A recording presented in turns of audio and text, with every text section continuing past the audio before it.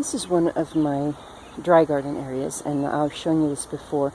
This was the area where I pulled out the last of the cheatgrass. I think it's cheatgrass. Anyway, crabgrass, whatever. I've always called it crabgrass. But anyway, this was the video where I pulled out that stuff. I got it completely taken out. But this is one of my dry areas, and the theory is that once it's established, it will never need to be watered. I have an apricot, I have a Nanking cherry, I have an almond. The almond is older. It was put in here before I transitioned this to dry. It has some squash along the border, which of course are annuals. I just watered this for the first time this season, which is actually really good.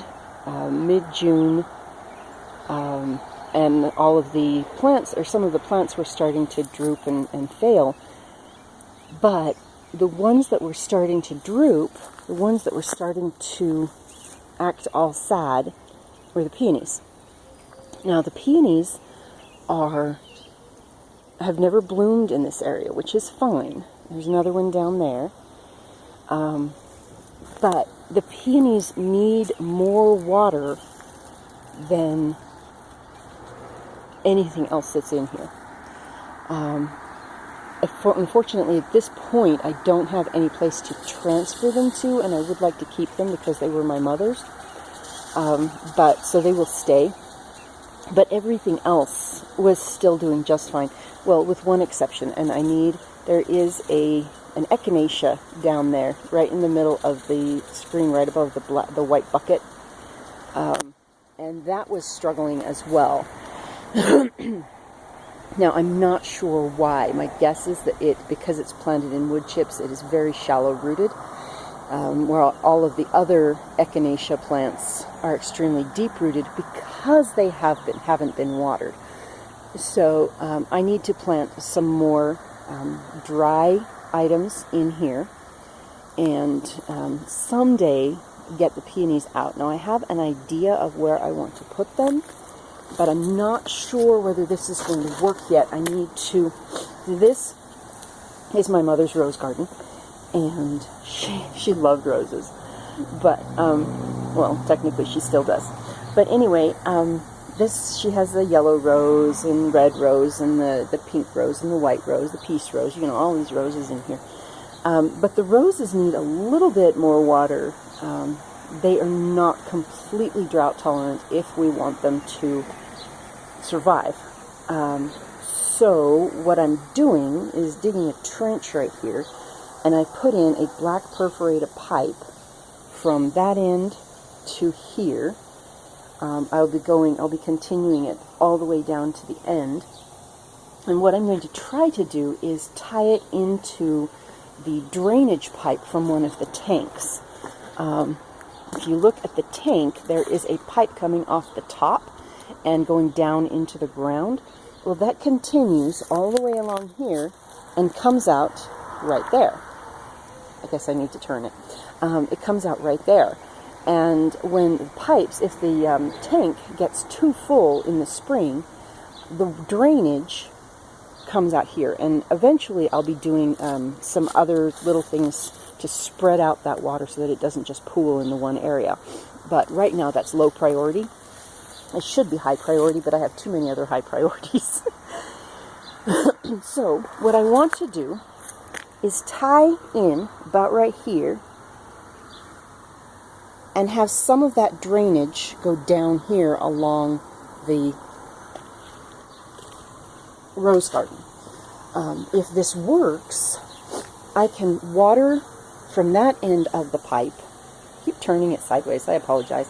I can water from that end of the pipe, and it will go all the way down. This one right here is a diversion because the window well is right there. And so that one will have another pipe that will go out toward the almond tree and hopefully give the almond tree a little bit more water.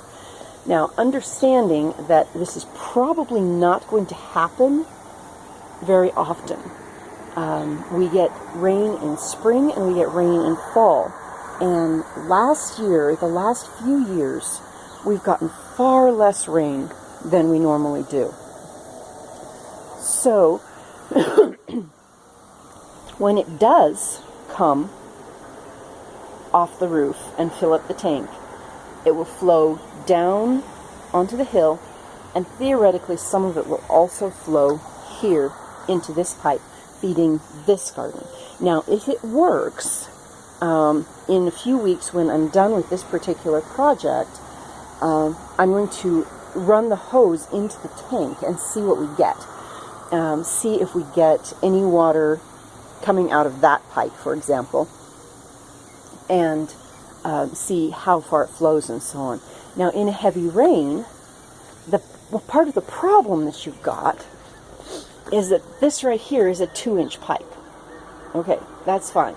It is flowing into a 4-inch pipe, and it will be flowing here into a 4-inch pipe.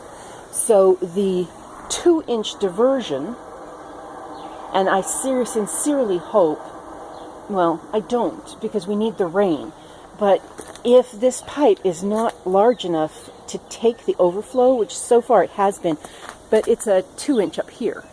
So, you know, how do you work with a 2-inch pipe and transition it to a 4-inch pipe, just like this? Transition it into a 4-inch pipe.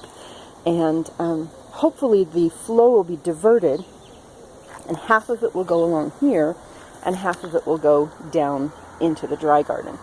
So right now I am watering one of the peonies. The hose is just about 1.5 feet short.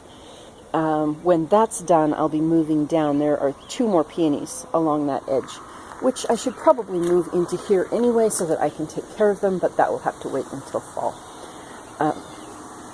So there's so much to do. I have to transition this yard into a landscape that does not need culinary water. Like I said, I used culinary water to water all of this yesterday, and yes, it is mid-June, but it shouldn't be necessary. And I'm working on making it so that it is not necessary. And I think part of that is going to be getting all of the water-hungry plants out and getting them into the same area where they can be cared for. Because down there, they're really happy. I don't know if you can see this. I'll walk down.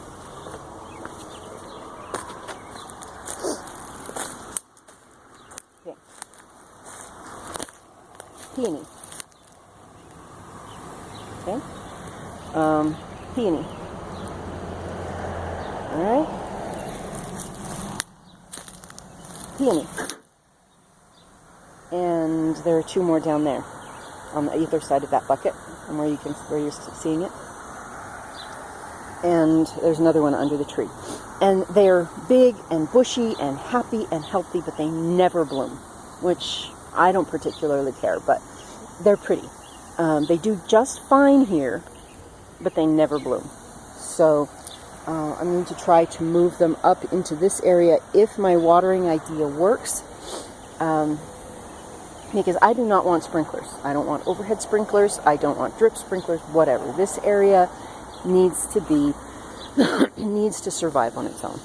So I am slowly transitioning. You can see that there's an area over here that used to be lawn that has not been covered in wood chips. And I am, at this point, not planning on covering it in wood chips, although I am going to try other ways of fixing the soil.